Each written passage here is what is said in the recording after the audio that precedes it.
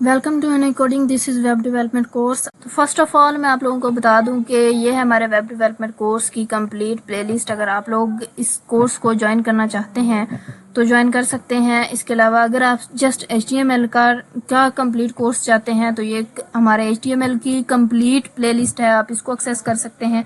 चलते हैं आज के लेक्चर की तरफ और देखते हैं कि आज हम क्या पढ़ने वाले हैं। अब हम बात करने वाले हैं सबस्क्रिप्ट और सुपरस्क्रिप्ट टैग के बारे में। कभी कभी हो सकता है कि हमारी वेबसाइट में हमें कोई पेज बनाना हो जिसमें हमें केमिस्ट्री से रिलेटेड कंटेंट लिखना हो, तो उसमें कुछ फॉर्मूलेज लग सकते हैं, जैसे H2O, या हमें लिखना हो C6H12 O6 या O3 ये फॉर्मूला लगाना हो, या CO2 लगाना हो। तो इसमें ये जो 3 है या ये जो 2 है या ये जो 6 है, 12 है या ये जो 6 है, इनको जो है ना हम सबस्क्रिप्ट बोलते हैं HTML के अंदर, और इसको लिखा जाता है सब टैग के साथ। चलिए हम इसको लिख के देख लेते हैं। पहले एक लाइन दे देते हैं, नीचे हम सिंपल एक पैराग्राफ के अंदर ही इसको लिखेंगे। सबसे पहले लिखेंगे H, के बाद हम सब टैग देते हैं, इसके अंदर हम लिखते हैं 2, बाहर लिख लेते हैं O। इसको सेव करते हैं और चल के देखते हैं कि क्या बना।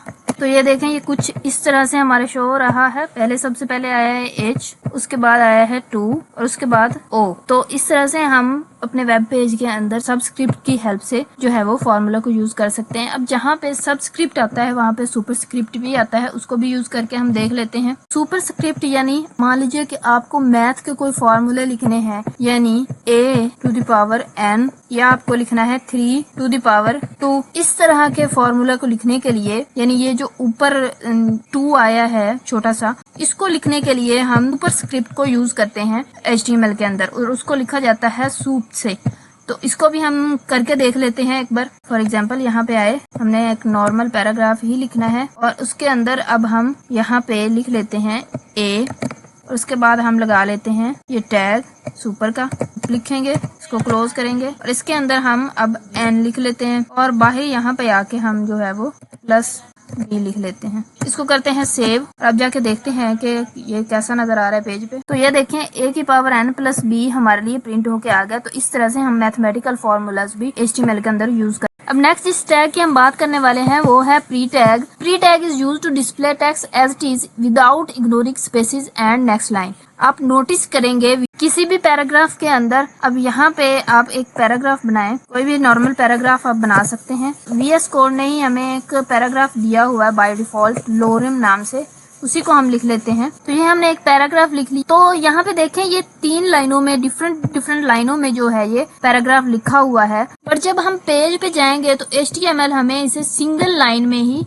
डिस्प्ले करवाएगा। ये देखें, HTML ने इसे हमें सिंगल लाइन में ही डिस्प्ले करवाया है। अब ऐसा क्यों है? क्योंकि HTML बाय डिफॉल्ट ना आपकी स्पेसेस को काउंट करता है और ना ही आपकी नेक्स्ट लाइन को काउंट करता है। अब आप चाहे ये लोरेम और इप्सम के बीच में 1000 स्पेसेस दे दें और इसको जाके सेव करें, तो ये सारी स्पेसेस ऑटोमेटिकली हटी जा रही हैं। और अगर ये स्पेसेस इधर रहती भी हैं, आप इसको सेव करें तो आप पेज पे आएंगे, तो पेज पे आके आपने देखा तो ये देखें कोई फर्क नहीं पड़ा, पेज पे आपका ये जो है टेक्स्ट वो नजर आ रहा है। अगर अब आपको अपने टेक्स्ट के अंदर ऐसे स्पेसेस देनी है तो इसके लिए हम यूज करते हैं प्री टैग को।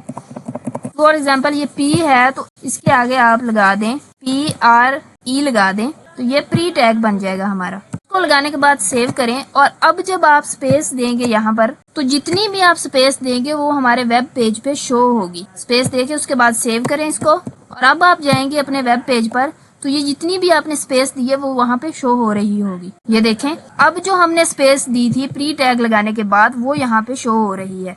तो इससे पता चलता है कि HTML बाय डिफॉल्ट जो है वो जितनी भी हम स्पेसेस दे लें उनको काउंट नहीं करता जब तक हम प्री टैग का यूज नहीं करते। तो इस तरह से अगर आपने अपने के अंदर स्पेसेस देनी है तो उसके लिए आपको प्री टैग को यूज करना पड़ता है। अब यहाँ तक बात करते करते हमने जो HTML के अंदर मोस्ट फ्रीक्वेंटली टैग्स HTML के वो सारे हमने कवर कर लिए हैं। अगर आपके कुछ टैग्स जो हैं वो कवर नहीं हुए तो आप लोग इस प्लेलिस्ट को एक्सेस कर सकते हैं। इसमें जितना अब तक हम लोगों ने HTML का बेसिक टैग्स पढ़ लिए हैं, जिनको हमने फ्रीक्वेंटली यूज करना है, वो हम लोगों ने कवर कर लिए हैं। और अगर आप लोगों को ये कोर्स पसंद आ रहा है तो इसको लाइक और शेयर जरूर करें।